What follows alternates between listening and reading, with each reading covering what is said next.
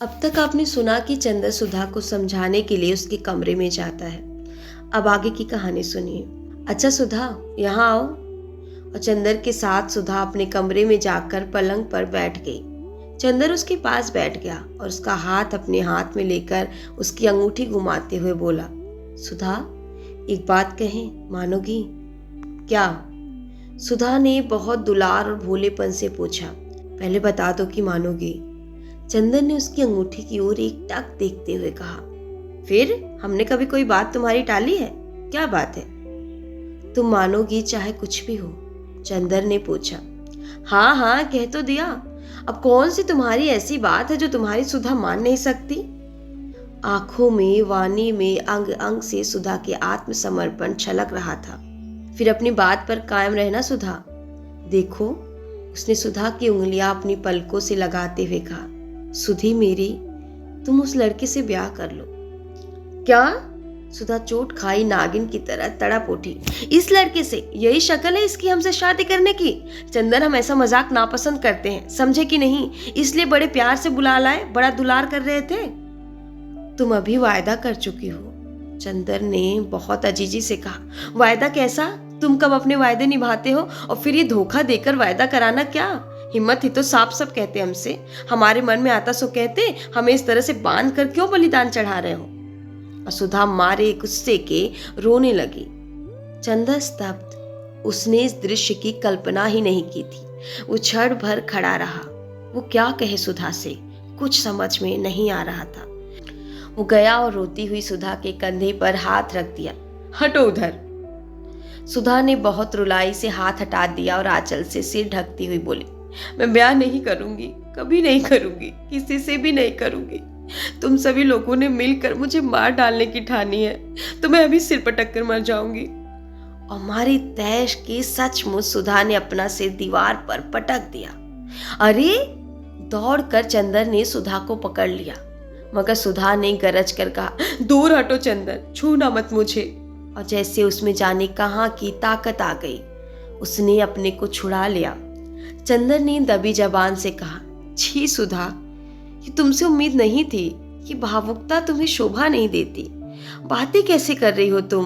हम वही चंदर है ना? हाँ, वही चंदर हो।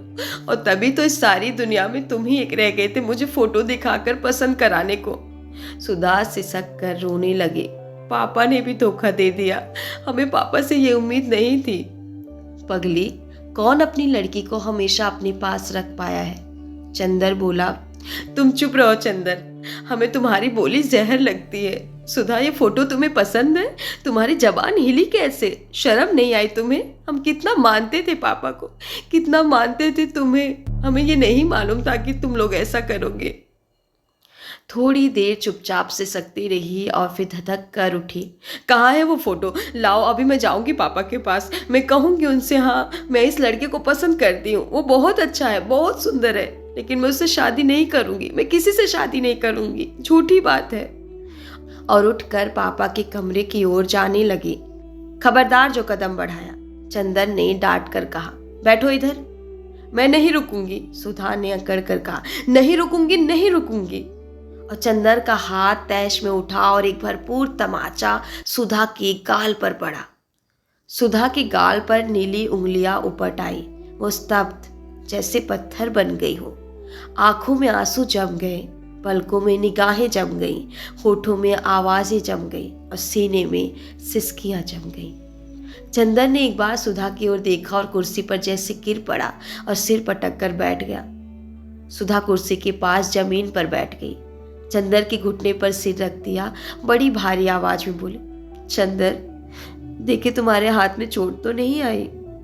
चंदर ने सुधा की ओर देखा, एक ऐसी निगाह से जिसमें कब्र मुंह फाड़कर जमुआई ले रही थी।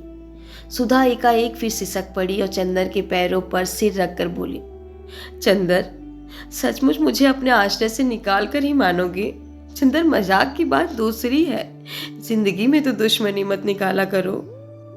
चंदर एक गहरी सांस लेकर चुप हो गया और सिर थाम कर बैठ गया।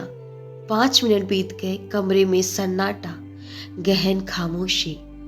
सुधा चंदर के पांवों को छाती से चिपकाए सुनी सुनी निगाहों से जाने कुछ देख रही थी। दीवारों के पार, दिशाओं के पार, क्षितिजों के पार।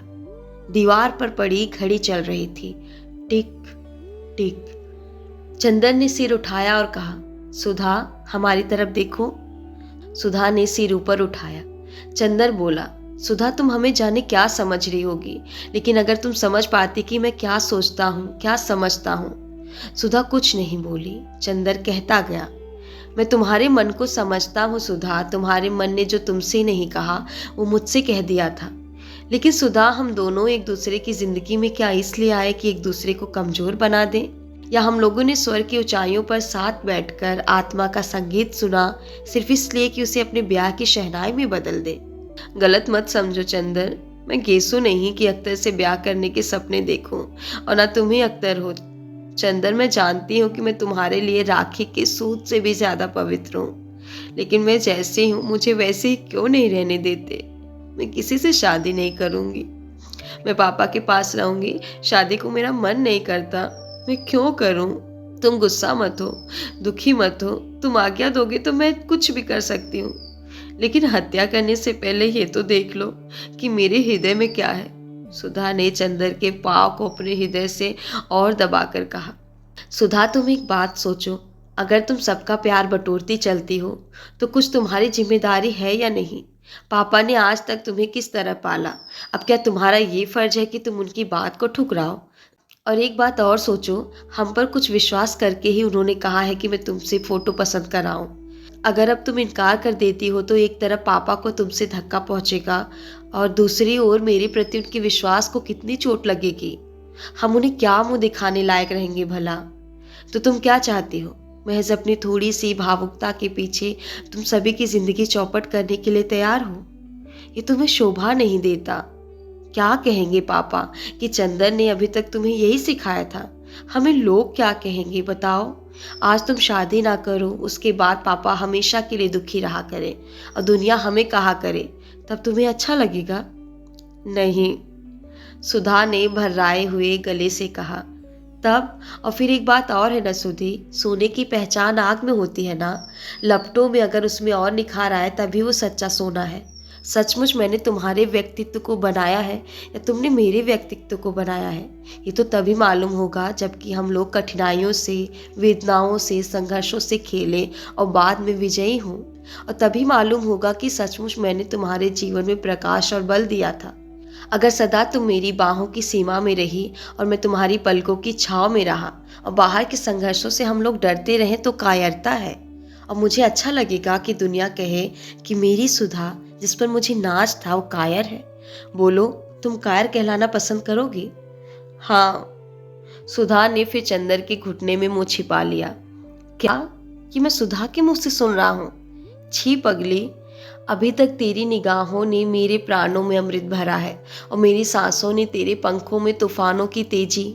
और हमें तुम्हें तो आज खुश होना चाहिए कि अब सामने जो रास्ता है उसमें हम लोगों को ये सिद्ध करने का अवसर मिलेगा कि सचमुच हम लोगों ने एक दूसरे को ऊंचाई और पवित्रता दी है।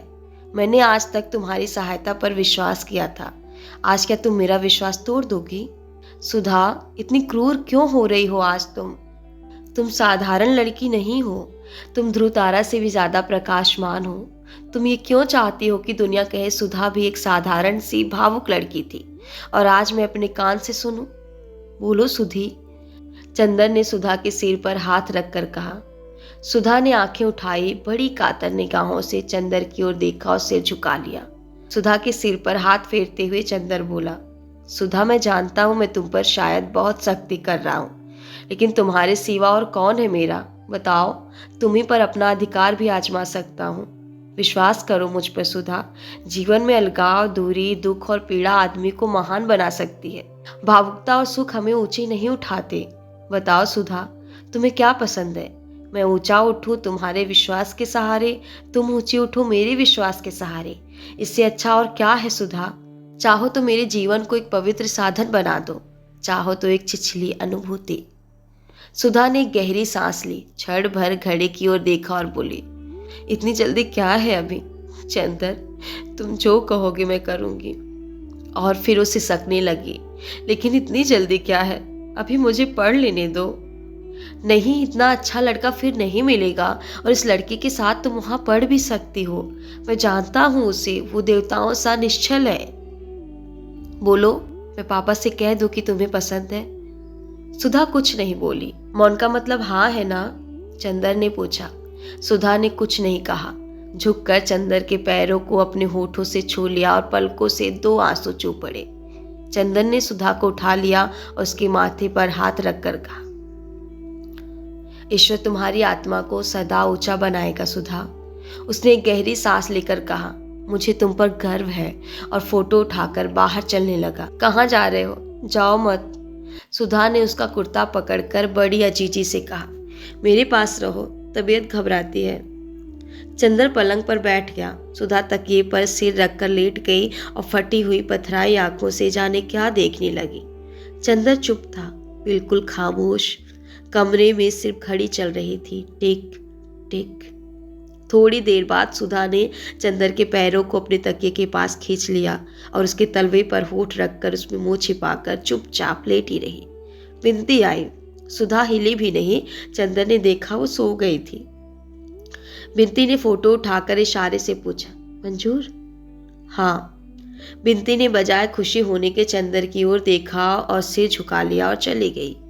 सुधा सो रही थी और चंदर के तलवे में उसकी नरम कुंवारी सांसें गूंज रही थी। चंदर बैठा रहा चुपचाप। उसकी हिम्मत ना पड़ी कि वो हिले और सुधा की नींद तोड़ दे।